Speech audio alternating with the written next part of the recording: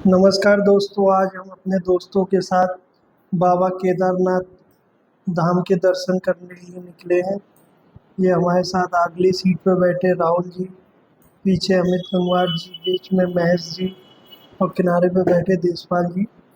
ये हम लोगों ने पीलीभीत से यात्रा का प्रारंभ किया और यात्रा का हमने रूट जो डिसाइड किया था वो मजोला होते हुए सीधे सितारगंज जो उत्तराखंड में पड़ता है, वहाँ से हम लोगों ने यात्रा का शुभारंभ किया। और यात्रा करते करते अब हम लोग पहुँच गए हैं पहाड़ों के बीच में। यहाँ से लगभग पहाड़ स्टार्ट हो चुके हैं और ये हमारी पूरी टीम है।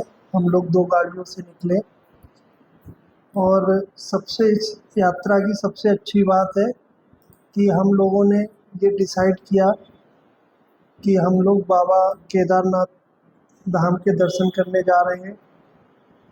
तो हम लोगों ने रास्ते में जितने भी तीर्थ स्थान या जो पर्यटक स्थान रास्ते में पड़ेंगे, उन सब का आनंद लेते हुए आगे यात्रा को सुचारू रूप से चलाने के लिए हम लोगों ने एक पहले से प्लानिंग बना रखी थी कि रास्ते में जो भी यात्रा करते समय जो भी कठिनाइयाँ या जिस तरह के आनंदमय जीवन का जो भी मज़ा आएगा वो उसका लुत्फ़ उठाते हुए अपनी यात्रा को बाबा के आशीर्वाद से प्रारंभ रखेंगे।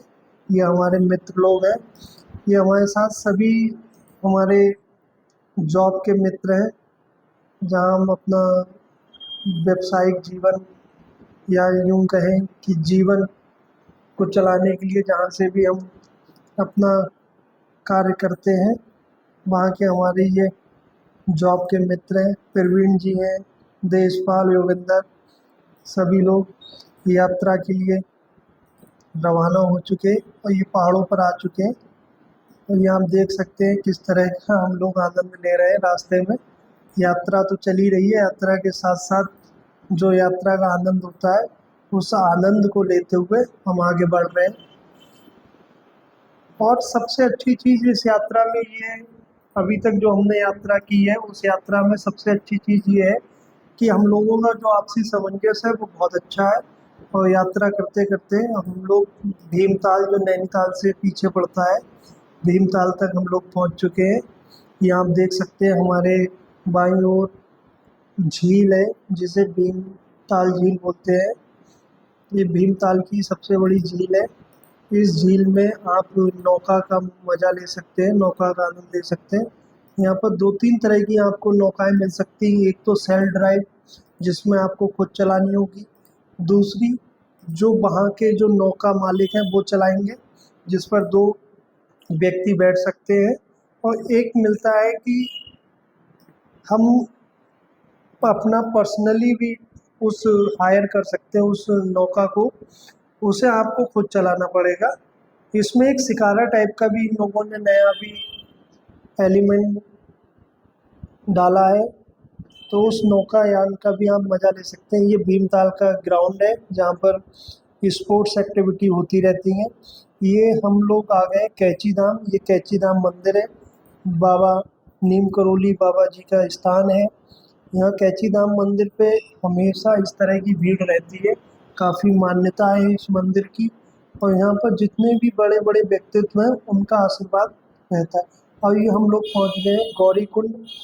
ये बाबा केदारनाथ, जब हम चढ़ाई प्रारंभ करते हैं बाबा केदारनाथ चढ़ाई से पहले जहाँ तक गाड़ियाँ पहुँचती हैं, जहाँ तक चाहे वो पर्सनल गाड़ी हो या वो टैक्सी वाली गाड़ियाँ हो, आपको जनरली गौरी कुंड तक ही पहुँचती हैं। गौरी कुंड के बाद आपको पर पैदल चढ़ाई ही प्रारंभ करनी पड़ती है, जिसके लिए हम लोगों ने अपने गड्ढे वगैरह ले रखे।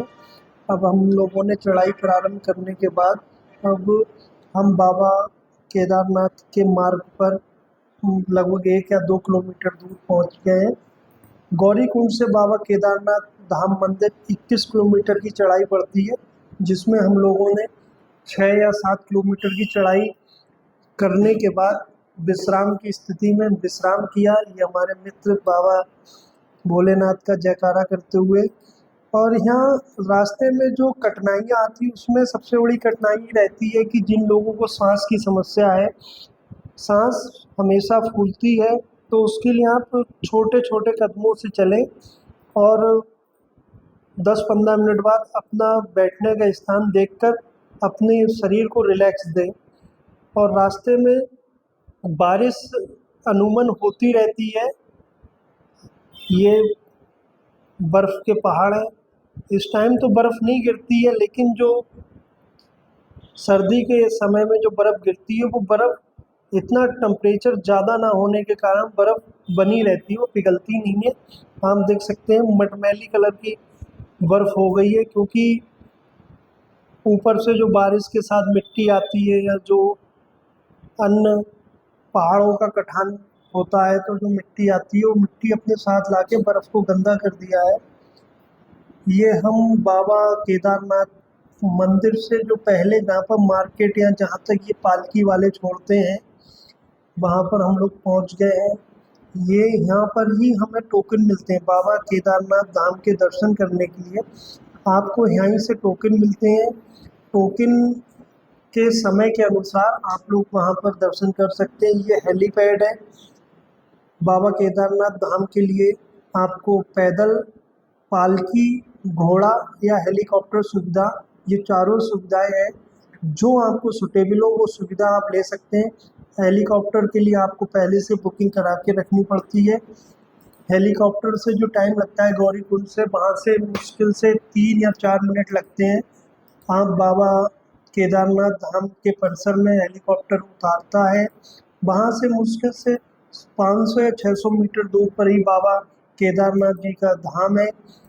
हेलीकॉप्टर बाकी समय तो उड़ते रहते हैं, लेकिन जब मौसम ख़राब होता है या मौसम का संतुलन नहीं है या ज़्यादा बारिश हो रही है या फॉग है, विजिबिलिटी नहीं है, उस टाइम ये यात्रा, हेलीकॉप्टर वाली यात्रा कुछ समय के लिए स्थगित की जाती है। फिर जब मौसम खुल जाता है उसके बाद सुचारू रूप से ये चालू कर दी जाती है। ये बाबा केदारनाथ धाम का शाम का व्यू है, जब हम रात्रि में वहाँ पर विश्राम किया था। आप देख सकते हैं यहाँ पर होटल भी हैं, लेकिन होटल्स की संख्या कम होने के कारण, क्योंकि अभी कुछ समय पहले वहाँ पर बाढ़ आई थी, जिस कारण सभी होटल्स तो इतने नहीं है, लेकिन आपको टेंट आसानी से मिल जाते हैं। टेंट का किराया 500 रुपये है पर व्यक्ति। तो आप लोग यहाँ पर टेंट का लुत्फ़ भी उठा सकते हैं। ये हम लोग सुबह नहाने के बाद बाबा केदारनाथ मंदिर की तरफ प्रस्थान कर रहे हैं सभी साथियों के साथ। और ये आप हमारे पीछे देख सकते हैं, ये बाबा केदारनाथ मंदिर का मेन प्रांगण है।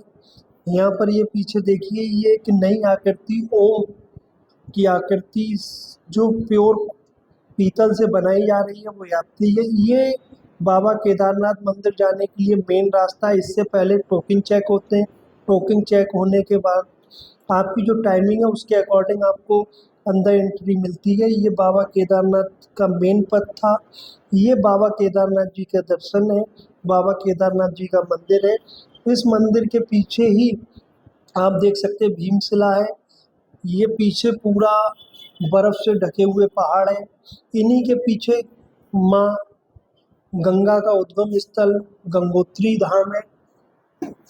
ये बाबा केदारनाथ मंदिर के बाहर का दृश्य है। हम लोगों ने बाबा केदारनाथ के दर्शन कर लिए। हम लोग बाहर आकर आपको एक बार वहाँ का परिसर, वहाँ पर भीड़, ये सब देख सकते हैं। ये बाबा केदारनाथ जी का मेन मंदिर है। इसी के अंदर बाबा केदारनाथ जी स्थापित हैं, उनकी स्थापना है। और ये आप देख सकते हैं, हम लोग अब बाबा केदारनाथ दर्शन करने के बाद वापस आ रहे हैं। बाबा केदारनाथ जी का हम पर, आप पर, सभी पर इसी तरह का आशीर्वाद बना रहे। और हम इस आशा करते हैं कि बाबा केदारनाथ जी का आशीर्वाद पूरे भारतवर्ष पर ऐसे ही बना रहे। यहाँ पर आप उतरते टाइम एक चीज़ का बहुत ही ध्यान रखें। कुछ लोग शॉर्टकट ले लेते हैं, लेकिन शॉर्टकट ना लें, क्योंकि शॉर्टकट उतना अच्छा नहीं होता है। कहीं ना कहीं वो आपको दिक्कत करता है। अब हम केदारनाथ दर्शन करने के बाद बाबा बद्रीनाथ बाबा बद्री विशाल जी के दर्शन करने के लिए आप पहुंच गए हैं। बाबा बद्री विशाल और बाबा केदारनाथ में लगभग 200-250 किलोमीटर का अंतर है। तो आप नाइट स्टे करने के बाद एक दिन में बाबा केदारनाथ से बाबा बद्रीनाथ तक पहुंच सकते हैं। और जो बाबा बद्री विशाल में जो सबसे अच्छी चीज़ ये है कि यहाँ पर आपको ज़्यादा पैदल चलना नहीं पड़ता है। जहाँ पर प्रसाद मिलता है वहाँ पर 2 कुंड है गर्म पानी के, वहाँ पर आप स्नान करने के बाद वहाँ पर लाइन में लगने के बाद आप सीधे बाबा बद्री विशाल के दर्शन कर सकते हैं। बाबा बद्री विशाल की जो मान्यता है वो वेद पुराणों में बहुत ही महान मान्यता है। जो भी बाबा केदारनाथ जी के दर्शन करता है वो बाबा बद्रीनाथ जरूर आता है। और ये हम वापस में आते हुए नैनीताल आए। नैनीताल में हम लोगों ने नौका का मज़ा लिया। यहाँ पर नैनी झील में हमारे मित्र हम लोग सभी लोगों ने 2 नौकाएं ली थी, क्योंकि हम लोग 8 लोग थे। हम लोगों ने दोनों नौकाओं में 4-4 लोग बैठकर नौका का मज़ा लिया। बहुत ही आनंद में ये सफ़र था। और ये बाबा बद्री विशाल और बाबा केदारनाथ की कृपा से सकुशल हम लोग अपने घर वापस आ रहे हैं और हमें किसी भी तरह की ऐसी कठिनाई नहीं हुई। हमारा आप लोगों से सुझाव ये है कि आप जब भी बाबा केदारनाथ या बद्री विशाल के दर्शन करने निकले तो ये मानकर निकले कि हम लोगों को एक तो सबसे पहले हमें रजिस्ट्रेशन अपना पहले करा लेना चाहिए, जिससे हम वहाँ की असुविधा से बचें। और दूसरी बात ये है कि हम लोगों पर ऐसी कृपा बनी